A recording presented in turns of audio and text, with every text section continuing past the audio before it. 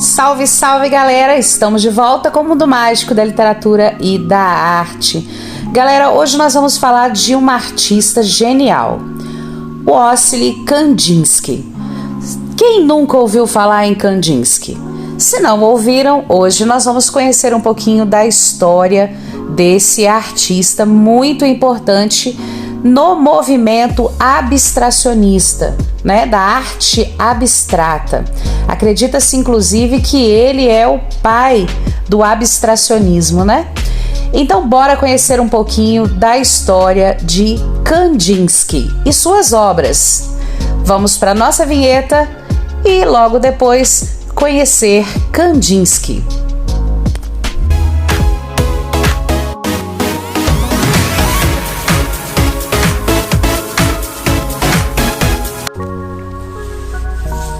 Kandinsky nasceu no dia 4 de dezembro de 1866, em Moscou.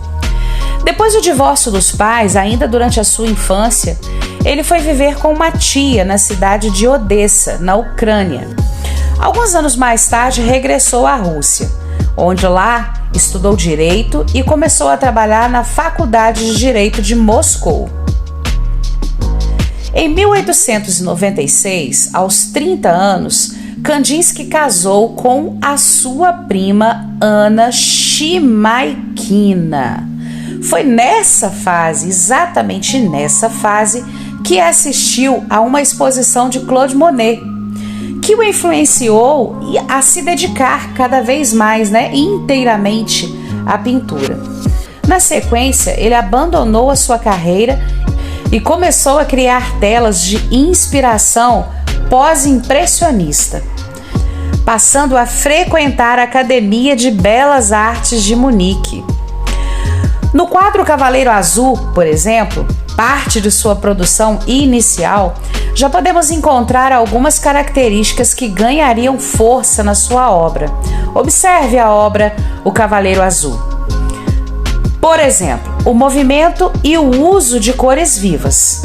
A tela também deu nome ao outro grupo de pintores impressionistas, que o artista acabou fundando, posteriormente com o Frank Merck.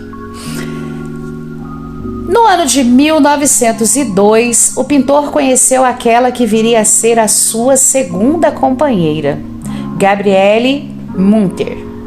Os dois começaram a viver um relacionamento e algum tempo depois decidiram morar juntos. Durante o período que concerne os anos de 1906 e 1908, ele viajou pela Europa, tendo feito uma exposição em Paris. Talvez por isso as obras pintadas por Kandinsky, na época, retratavam várias paisagens e espaços urbanos. Ele também encontrava inspiração no folclore e na arte tradicional de seu país. Isso se torna visível, por exemplo, na tela Beleza Russa, em uma paisagem, com a figura de uma noiva russa, com pontos coloridos de vários tamanhos. O vestido na noiva parece se misturar com o cenário, como vocês podem observar.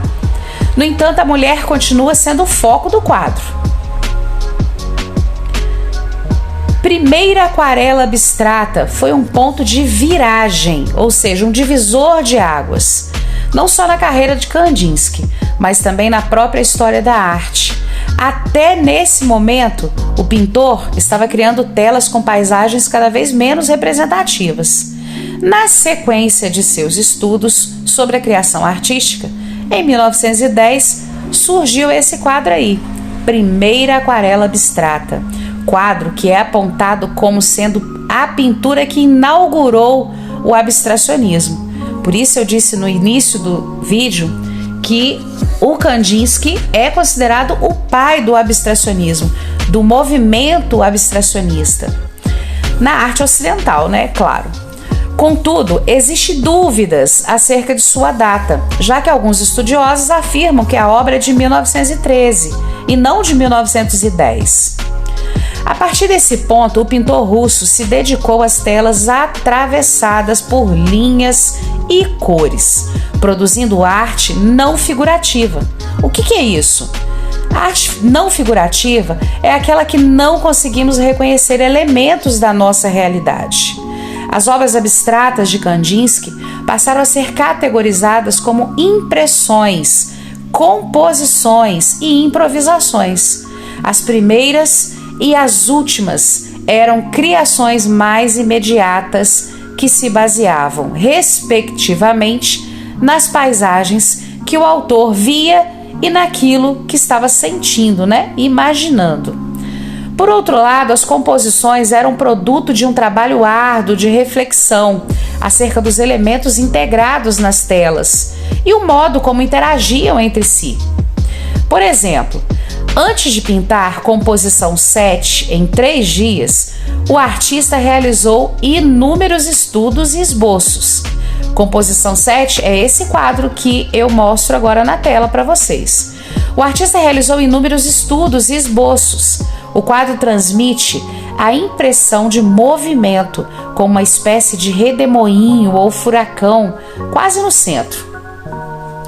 Se afastando das imagens da realidade física, as suas telas procuravam a liberdade que existia na música, relacionando aos sons e às cores. Kandinsky também trocou cartas com certo compositor austríaco, chamado Arnold, algo que influenciou o seu trabalho. Repleto de dinamismo, cores, linhas, formas, curvas, Fuga foi um quadro produzido num momento muito importante da trajetória do artista, que é esse quadro, e também do mundo.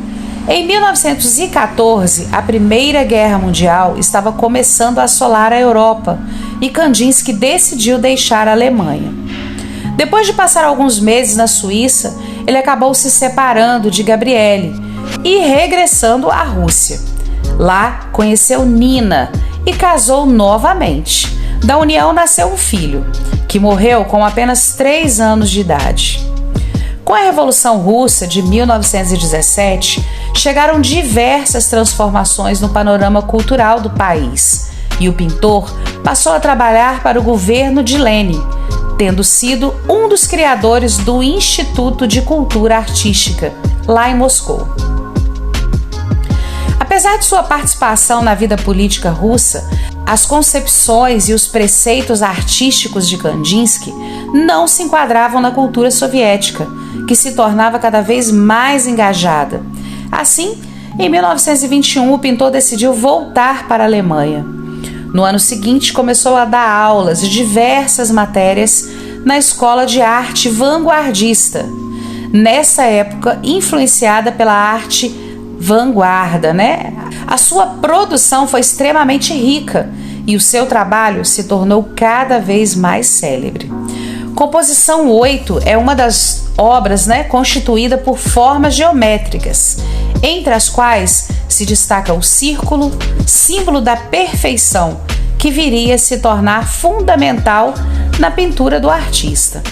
Através de um jogo de contraste, a composição dos elementos também surge uma paisagem, na qual os triângulos seriam montanhas e no canto superior esquerdo os círculos representariam o sol, como vocês podem observar. Em 1924, o pintor criou os 4 azuis, com 3 artistas que eram seus contemporâneos, entre os quais se destacou Paul Klee. No ano seguinte, eles viajaram para os Estados Unidos da América, onde realizariam várias exposições e palestras. As telas que o russo produziu nessa fase exprimiam movimentos e liberdade, características próprias da arte moderna que vigorava nessa época, Em amarelo, vermelho e azul, um de seus quadros mais famosos, ele se serve das cores primárias, associando determinados tons e figuras geométricas. Também é interessante reparar que a pintura se divide em 2 metades, que sintetizam influências diferentes. O lado esquerdo é dominado por cores vivas e linhas retas, enquanto o direito apresenta cores mais escuras e elementos abstratos.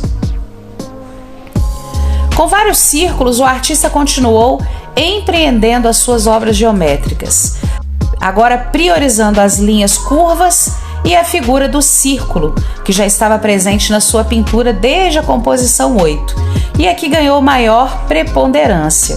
Os círculos de várias cores contrastam com o fundo escuro e criam uma espécie de cosmos, simbolizando a busca da espiritualidade na pintura. Assim, a composição transmite as ideias de infinito, eternidade e também as inúmeras possibilidades que existem na criação artística. Enquanto prosperava na Escola de Artes, fundada por Walter Gropius, Kandinsky conseguiu a nacionalidade alemã no ano de 1928. Quando o nazismo começou a dominar a Alemanha, os artistas viraram alvo de perseguição, tendo várias obras roubadas e até destruídas. Em 1933, a escola foi fechada e o pintor precisou abandonar o país. No ano seguinte, ele realizou uma exposição na Galeria del Milione, em Milão, e se mudou para a França, o seu derradeiro destino, adotando a nacionalidade do país em 1939. A produção artística de Kandinsky nessa época se destacou pelas suas cores e texturas, voltando a retratar seres vivos, o chamado estilo biomórfico. Composição 10, a última de suas composições, é considerada uma das telas mais importantes e complexas do artista. Assim como na obra anterior analisada, o fundo negro contrasta com as cores vivas e sugere uma imagem cósmica, tendo também ligação a temas relacionados com a espiritualidade. Embora seja marcada por elementos abstratos, nessa obra conseguimos reconhecer algumas figuras do mundo real, como a lua, um balão ou os livros que são representados. Durante o período que viveu na França, Kandinsky continuou pintando e passou a conviver com grandes artistas da época, como Casimir Malevich e Piet Mondrian. Os três ficaram conhecidos como o trio sagrado da abstração. Em Azul do Céu, obra de sua fase final, são representadas várias figuras biomórficas. Podem ser criaturas microscópicas ou pequenos animais, que terão sido inspiradas na tapeçaria francesa. O fundo azul transmite uma atmosfera de harmonia, sonho e até eternidade à obra. Mesmo enfrentando uma situação financeira difícil e perante o começo da Segunda Guerra Mundial, o pintor permaneceu no país até o fim. No dia 13 de dezembro de 1944, o abstracionista Kandinsky morreu na França, onde veio a ser sepultado. Então, galera, foi só um pouquinho da biografia desse artista tão importante na história da arte, né? Considerado, inclusive, como eu já disse, o pai do abstracionismo, o pai da arte abstrata. Eu espero que vocês tenham gostado de saber um pouco mais sobre Kandinsky, e o mundo mágico da literatura e da arte fica por aqui. Vamos trabalhar durante um período sobre a arte abstrata e eu espero que vocês gostem bastante, galerinha. Ficamos por aqui.